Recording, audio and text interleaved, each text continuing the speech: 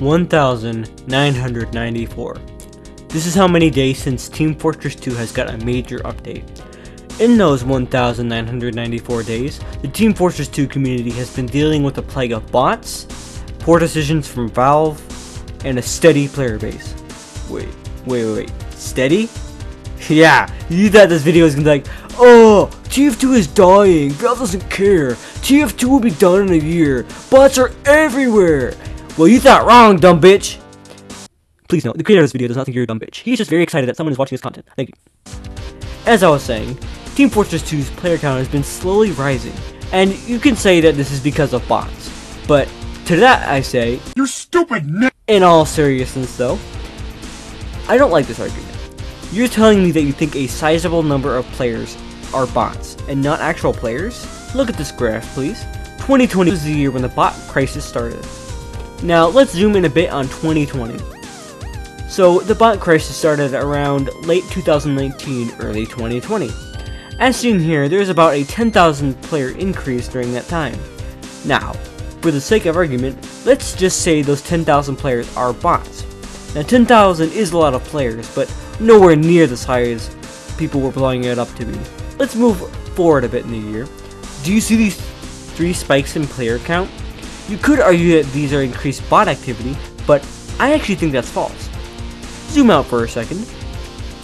If you take a look around September of 2017, 2018, and 2019, the same year as 2020 players increase, you can see an increase as well.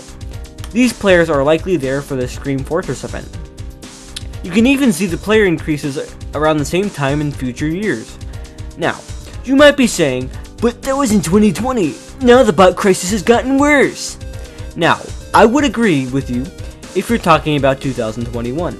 As you know, 2021 was a terrible year for the bot crisis. I distinctly remember the game was almost unplayable through lag bots, regular bots, and just the source code leak of 2021.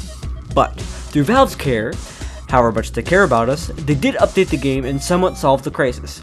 I wouldn't say all of 2021 was bad, just most of it. The first few months of 2022 were alright. I'd say May 2022 is when they really cleaned up the game for a bit. Those few months were bliss. Until we get to around December 2022, that's when Valve's measures failed. The bots came back and everything was back to TF2 is dying. Now, let's get to the present, right here, right now. I'd say TF2 is in a pretty alright spot at the moment. We have a major, holiday-sized update in the works, and I'd say the bots have somewhat receded. And the people that are saying they haven't, I have a theory. I've been playing TF2 recently, and I've noticed whenever I get into a game of 2 Fort or a CTF match in general, there's always a shit ton of bots. However, when I get into any other match, there's a significant difference in the amount of bots. In the sense that, there are less bots. So, I have a theory.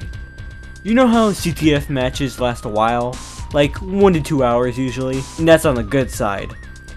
What if bots queue specifically for CTF matches to make them go by quicker? Most of the time, people treat CTF matches like a death match. Instead of actually capping the intelligence, they kinda just kill people. So what if they're just trying to make those matches shorter and just trying to make people angry? So, I ran a test of 15 games of 2 Fort and 15 games of regular TF2.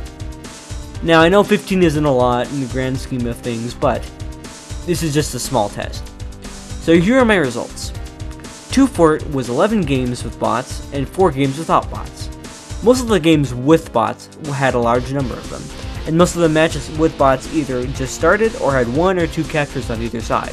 Games that had no bots had either team with at least 1 capture. I think I can safely assume that these games have been going on for a while. The regular games ran 3 games with bots and 12 games without. Most of the games with bots had only 1 or 2 and were kicked soon after joining. Only 1 game was overrun with bots. The games that had no bots played as normal TF2 match. Well, as normal as they usually are.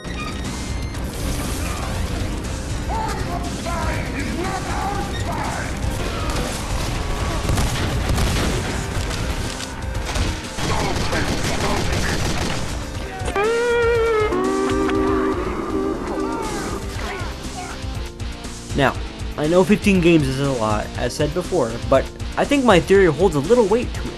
Now, let's talk about this future quote-unquote holiday-sized update. Question. So, do you think we're getting any new weapons? Answer.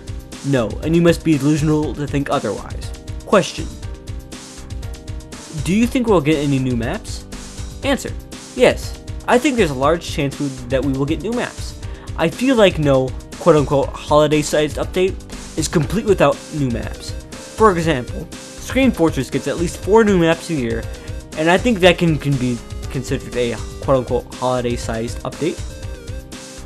So, I feel like we might at least get 4 new summer maps. Question. Do you think we can get some new weapon rebalances? Answer. It's 50-50 on whether or not we get weapon rebalances. If we're treating it like a Scream Fortress type update, then it's a no. If we're treating it like a Breath of Fresh Air update, then maybe. If we do get rebalances, it's going to be nothing special. Now, time for my personal wish list. Obviously, some cool stuff in the workshop. Ooh, look at that. Ooh, fancy. That's pretty cool. No way. What? That's crazy. I hope to get some weapon rebalances, like buffing to the shortstop, Babyface's blaster, Liberty launcher, Bullet Caber, and the Cleaner's carbine. And good lord, I'm praying for this one. The Scorch Shot. Nerfed. God, please let it happen.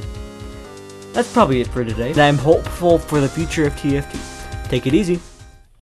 Well, would you look at that?